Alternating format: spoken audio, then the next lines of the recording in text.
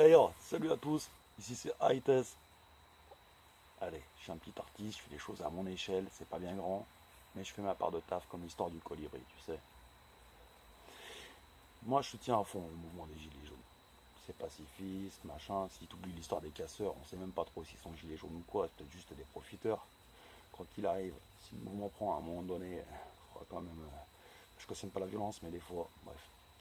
Ce que je voulais dire, c'est qu'il y a deux choses quand même qui m'énervent plus qu'autre chose.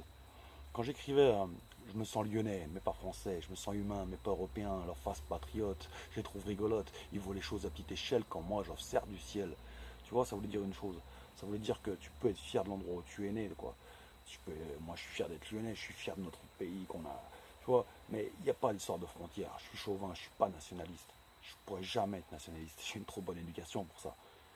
Bref, j'avais pour idée en me souvenant que durant les événements de la Commune ou même de la Révolution française, à aucun moment les gens ils brandissaient le drapeau de l'oppresseur.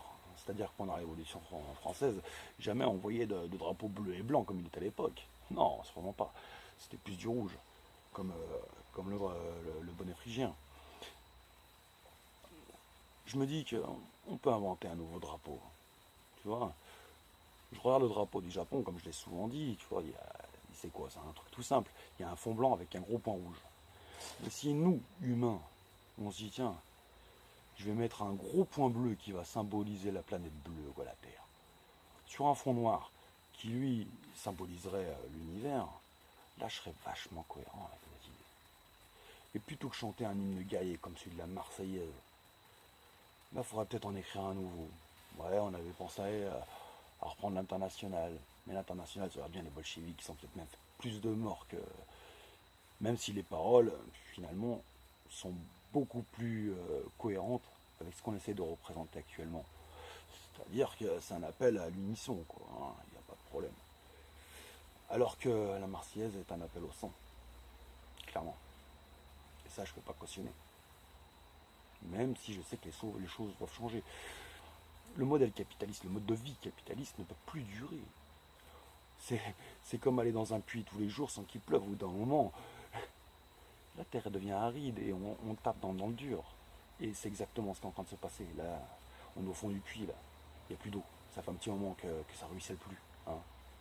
Les nappes phréatiques, quoi, pour imaginer le truc encore, hein, il n'y en a plus. Hein. Donc qu'est-ce qu'on fait?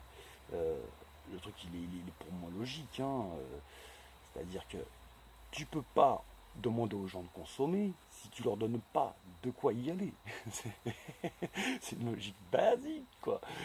Hein, et pour prendre un peu ce que disait Idriss Aderkan, que j'adore ce qu'il dit, il n'y a pas de problème là-dessus, quand il te parle de son idée qu'on ne peut pas faire de croissance infinie avec des matières premières finies, c'est exactement ce que je suis en train de te dire, quoi. Et à un moment donné, tu peux pas, hein, c'est fini. Bah là, ça y est, c'est fini. Il faut qu'on trouve autre chose. Moi, j'ai déjà trouvé ma façon de faire. Je vais tenter de la mettre en application. C'est pas dit que j'y arrive. Au moins, j'aurais tenté. Et je vais pas faire semblant de tenter. Je vais pas faire juste le mec, ouais, j'ai essayé, t'as vu, mais j'ai raté. Non, on va tenter. Et tenter pour réussir. Allez, je vous embrasse tous. Méditons tous là-dessus. Big up.